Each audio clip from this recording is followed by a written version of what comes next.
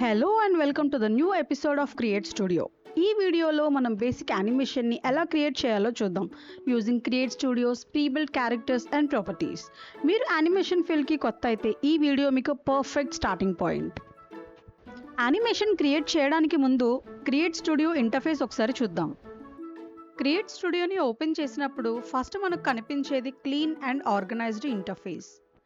Left సైడ్లో మనకి asset library ఉంటుంది. దానిలో క్యారెక్టర్స్, ప్రాపర్టీస్ అండ్ బ్యాక్గ్రౌండ్స్ ఉంటాయి. రైట్ సైడ్ వర్క్ స్పేస్ ఉంటుంది. ఇక్కడే మీరు మీ యానిమేషన్ బిల్డ్ చేస్తారు.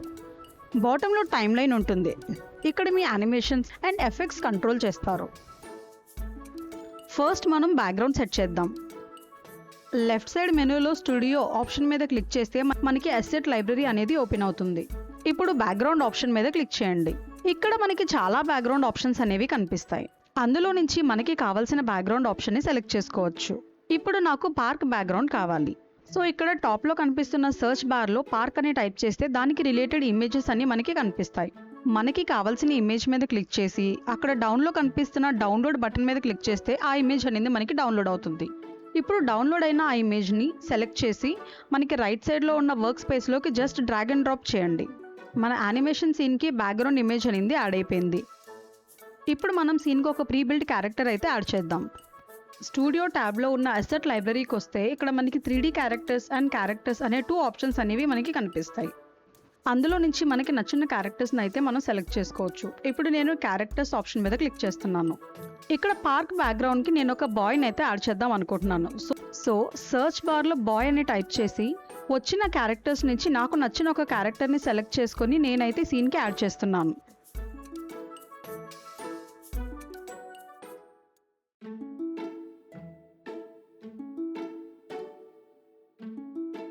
మనం యాడ్ చేసిన క్యారెక్టర్ మీద క్లిక్ చేస్తే టాప్ మెనూలో న్యూ యాక్షన్ అనే ఆప్షన్ కనిపిస్తుంది.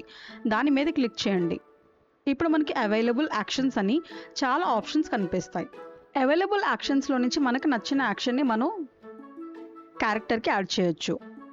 ఇక్కడ నేను జగ్లింగ్ ఫుట్బాల్ అనే ఆప్షన్ మీద క్లిక్ చేస్తాను. మనం యాడ్ చేసిన క్యారెక్టర్స్కి బై డిఫాల్ట్ ఒక యాక్షన్ అనేది యాడ్ అయిపోతుంది.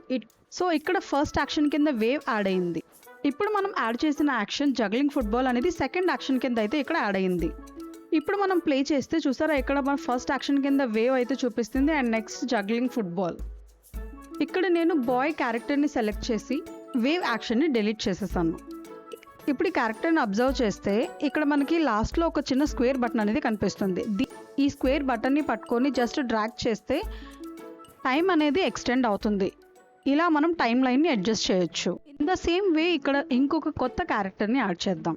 ఇక్కడ కనిపిస్తున్న యంగ్ బాయ్ క్యారెక్టర్ మీద క్లిక్ చేసి క్యారెక్టర్ని డ్రాగ్ అండ్ డ్రాప్ చేసి వర్క్ స్పేస్కి యాడ్ చేద్దాం.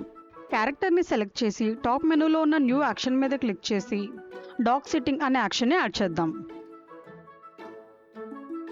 యంగ్ బాయ్ క్యారెక్టర్ ఏ సపోర్ట్ లేకుండా కూర్చున్నాడు. సో మనం ఇక్కడ యంగ్ బాయ్ కూర్చోవడానికి ఒక బెంచ్ యాడ్ చేద్దాం.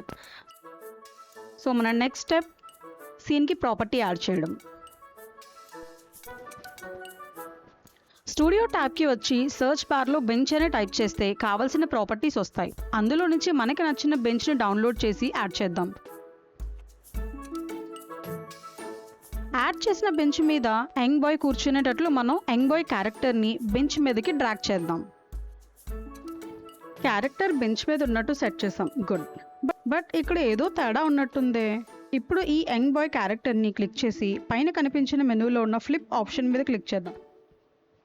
ఈ విధంగా ప్రాపర్టీ అండ్ క్యారెక్టర్ని అడ్జస్ట్ చేసుకోవాలి.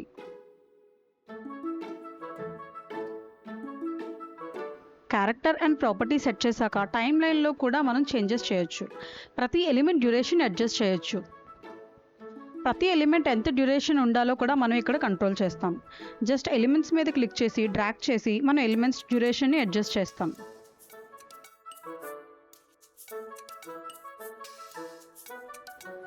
ఫైనల్లీ మన యానిమేషన్ అయితే కంప్లీట్ అయింది. ఇప్పుడు యానిమేషన్ ప్రివ్యూ చేద్దాం.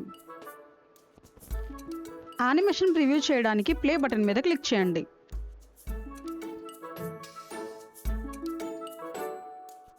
ఇంకా ఏమైనా ఫైనల్ అడ్జస్ట్మెంట్స్ ఉంటే అడ్జస్ట్ చేసి ఒకసారి ప్లే చేయండి. పర్ఫెక్ట్. ఇప్పుడు మన యానిమేషన్ వీడియోని ఎక్స్పోర్ట్ చేద్దాం. ఫైల్ ఎక్స్పోర్ట్ చేసే ముందు మన ప్రాజెక్ట్ని మనం సేవ్ చేయాలి. టాప్లో కనిపిస్తున్న సేవ్ ఆప్షన్ మీద క్లిక్ చేసి ఫైల్ నేమ్ ఎంటర్ చేసి సేవ్ చేయండి. ఇప్పుడు అదే టాప్ మెనూలో ఉన్న పబ్లిష్ ఆప్షన్ మీద క్లిక్ చేస్తే మీకు ఎక్స్పోర్ట్ సెట్టింగ్స్ అనేవి కనిపిస్తాయి.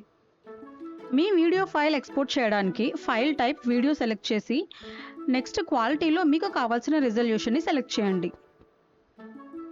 అవుట్పుట్ ఫైల్ ఆప్షన్ దగ్గర ఉన్న సెలెక్ట్ క్లిక్ చేసి మీరు ఫైల్ ఎక్కడ సేవ్ చేయాలనుకుంటున్నారో లొకేషన్ సెలెక్ట్ చేసి ఫైల్ నేమ్ యాడ్ చేయండి. నెక్స్ట్ సేవ్ చేయండి. మీ యానిమేషన్ వీడియో ఇప్పుడు ఎక్స్పోర్ట్ అవుతుంది.